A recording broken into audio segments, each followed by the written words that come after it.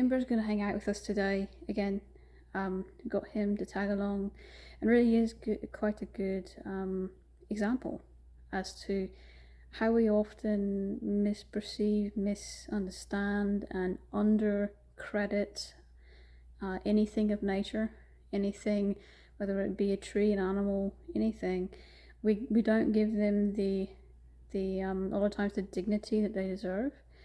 And he's such a good example because so many people are afraid of snakes. So many people have an unnatural fear, and a lot of unfortunate misconceptions about what they really are instead of So he's sitting here hanging along with the video, kind of just as a poster child of how we shouldn't assume things, and just be a little more accepting and appreciative and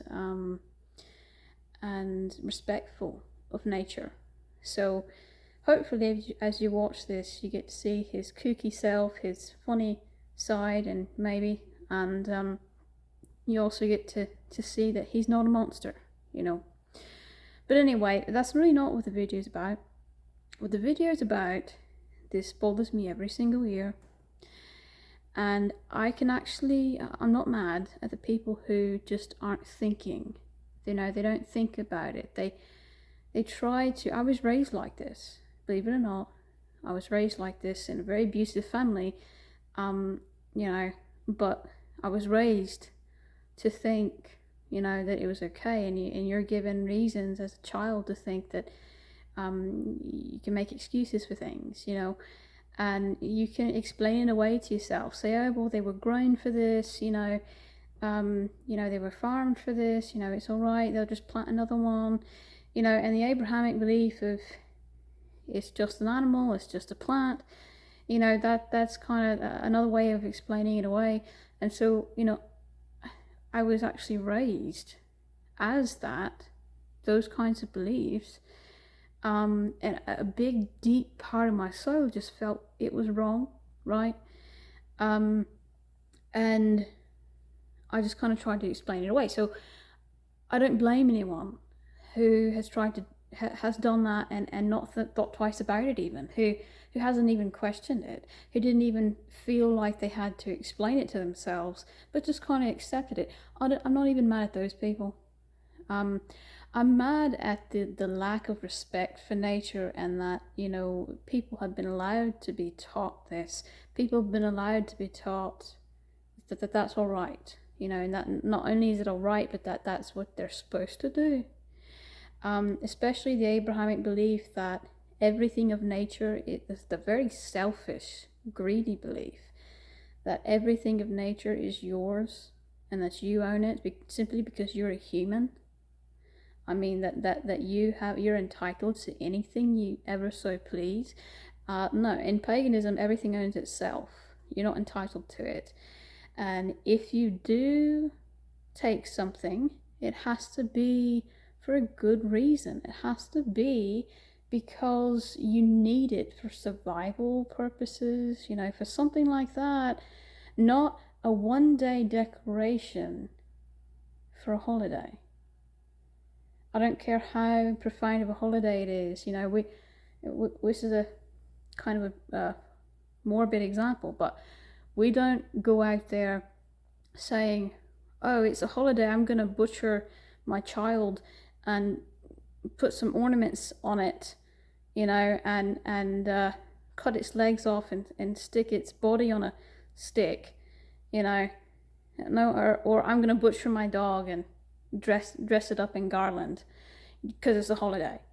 I mean, no one thinks twice about something like that, but it's just a tree, and this is just a snake. So a lot of people will say, well, why did you have a pet? Those things need to be eradicated. Those things need to be, and they don't see the purpose that it serves in the environment.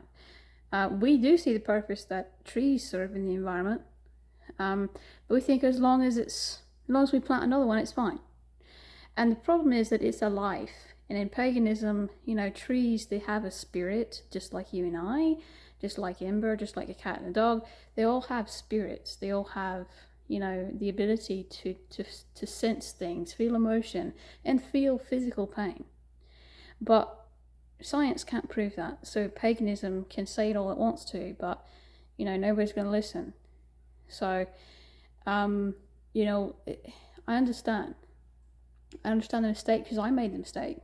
I made the mistake of constantly, buying or even chopping down trees at a farm time and time again. And I always had this feeling like, this isn't right, this isn't right, this isn't right. And even sometimes still to this day, I feel bad that those trees, their lives, basically, they were killed for nothing. And so sometimes after the season is over, after the holiday is over, a lot of people will still have trees that were not bought.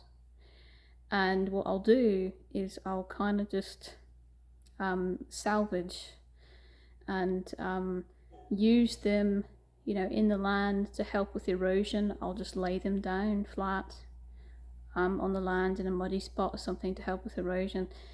On my farm, the chickens will a lot of times scratch up a lot of, stuff and dirt and stuff. And so a lot over time that creates erosion.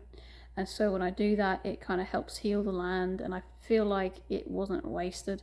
But that's about all what I do now. That's about the only time, if it's past the season and it wasn't bought and it's just going to go to the dump. If I don't do something, it's just going to go to the dump. Here, nobody bothers to recycle here.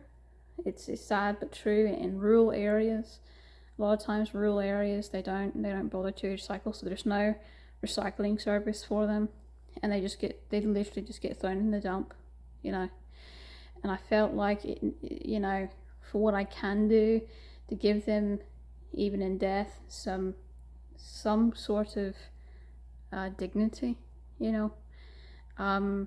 and again, I'll only do it if I'm guided to.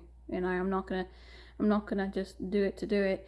The tree that they just cut, that famous tree that they always do every year, I'll tell you right now, that one wanted to keep living. And it's one thing with Yule, you do a dead tree that's already a log, usually, that's already fallen, that's not bothering anything. And even that dead log has to be collected selectively. You have to make sure that the spirit of that tree, even though it's dead, allows you to take the dead log, And no, I don't really celebrate more of the modern stuff like that. I actually consider it quite modern. I put it this way: the pagan stuff has changed. The celebrations have really changed over the years. So if I do celebrate something, it's an ancient way of celebrating it. But I will say that, at least in even modern day Yule celebration, that it's